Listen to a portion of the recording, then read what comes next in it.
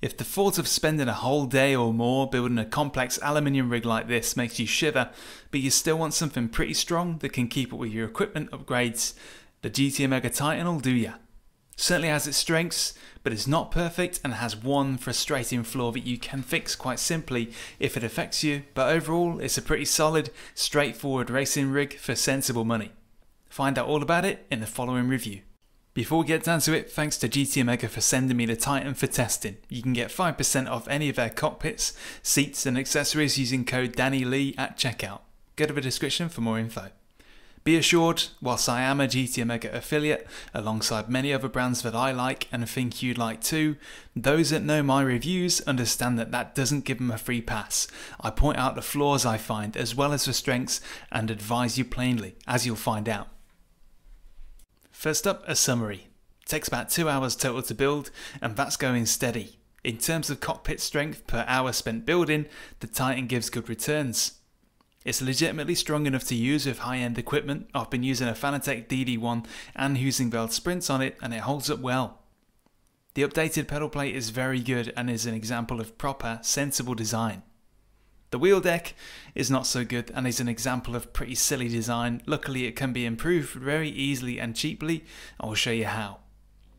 It's never going to be as strong as an aluminium rig or quite as good at sticking accessories on it wherever you want, but if you want to keep things simple yet sturdy, then the Titan is a decent choice. The Titan arrives in 2 boxes, and with all the contents laid out you can see that half of it is already built for you.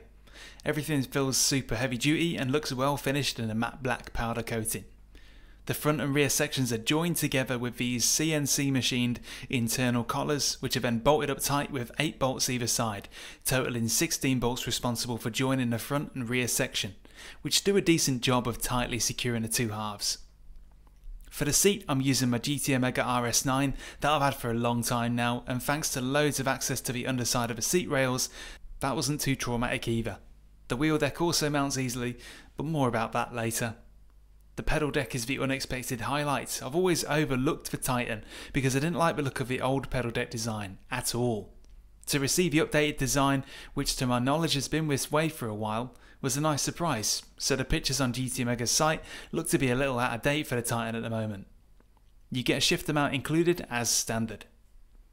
It's a pretty good looking rig, it has to be said.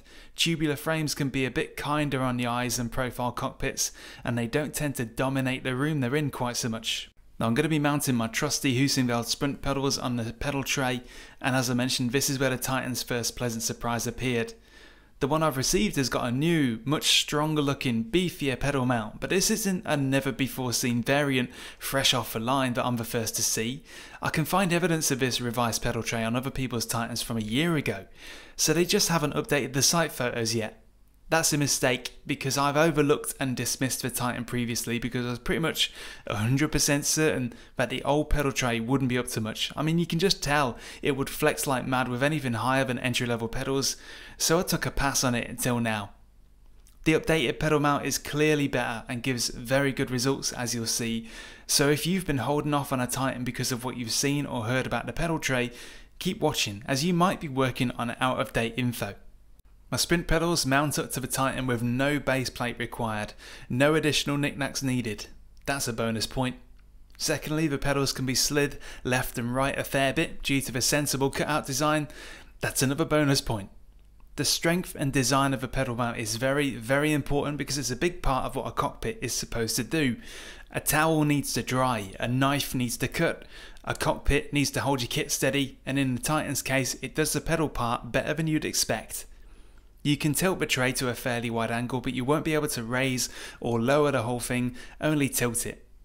Even without a base plate to spread the forces put through the pedals, the amount of flex is low, even with a lot of pressure put through them as seen here. To me, this is excellent for the price range the Titan inhabits. With this, you're talking about a cockpit that can grow with you from entry level pedals right up to the high force stuff. So the pedal mount is nice and strong. What's next? Right, so the wheel deck. Being a fixed frame with no way to adjust the steering wheel column itself, the Titan provides a reasonable amount of wheel height and angle adjustment via its wheel deck. For teens and adults, you should be able to find a generally good angle and position for your steering wheel. Compatibility is broad, so you should be able to attach just about any brand of kit. However, because the wheel deck is where the adjustment is done, and because of the way that's achieved with these open slots, it causes a problem which will only affect a minority of people but is still a bit predictable and silly. If you happen to have a hefty wheel setup with perhaps a longer than average reach, like what you see here, you might just find that the wheel deck struggles to stay set in the position you want because of the high leverage acting upon it. This means you can be driving 1 minute with the wheel at the angle you tightened it up at, and the next minute you realise it's slipped downwards or upwards or whatever after a few hard corners.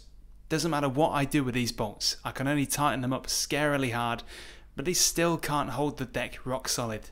That won't do at all. The solution is simple: swap out the supplied bolts and washers for the wheel deck for heavy duty ones with serrated flanges on both sides to really dig into the steel plate.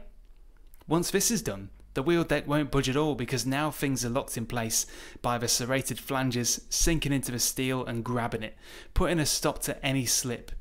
Yeah, it will scratch the paint a bit more than the stock bolts, but at least your wheel will stay still. I'll put a link in the description to the bits I use to do this in case you think it's going to be useful to you.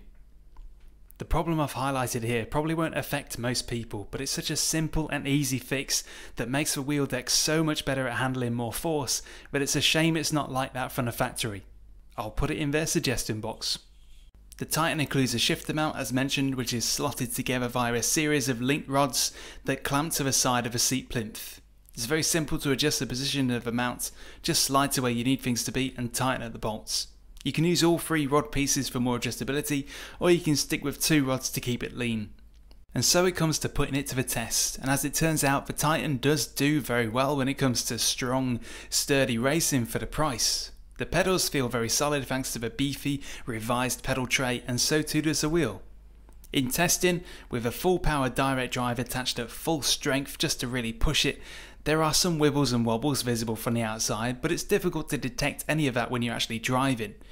If I really focus on it, then I can tell this isn't as stiff as the prime rig I've had before, but I don't feel this is distinctly different in practice. For whatever flex and play is there, it's not enough to be distracting in any way really, and that's with a very powerful wheel mounted to it. It genuinely does well for what it is and how much it costs. I'd be happy to use a Titan for high stakes races that really matter, so to speak. It's good enough for it, and I would trust it not to let me down. It may be strong, but it will never be as fortified as a profile rig, only nobody would really expect it to be either due to what it is. By choosing a Titan, you gain a much easier cockpit to build and assemble, but it won't quite match the rigidity offered by a profile rig like the Prime Lite or more, and you won't be able to slap tons of accessories on it as easily either. These are the compromises you make for the sake of simplicity. So long as you remember that, and so long as you know about the fix for the weak wheel deck bolts if you find yourself affected by it, I think the Titan is damn good at what it does for the money and time invested. It's quick to build, easy on the eye, easy on the wallet, and easy to recommend now that it's been updated. But just a second, is it worth the extra 100 quid or so to get the Prime Lite, which is an aluminium profile rig? It really depends on what you want. A Prime Lite will take way longer to build, but the added adjustability and capacity to add accessories is the main advantage of it, as well as the improved strength of a rig overall, except for the pedal tray, which the Titan actually does better. If you know you're dedicated to sim racing, then the Prime Lite is a smarter long-term choice, given you can add to and upgrade it. But if you have simple needs and just want something simpler to work with while still being really strong, the Titan is a good choice. That's it. I hope this has been helpful if you've been weighing up a Titan, and don't forget you can knock off 5% using code DannyLee at checkout. If you have one, let people know what you think in the comments and feel free to ask anything I didn't cover. I'll do my best to answer it. Cheers again.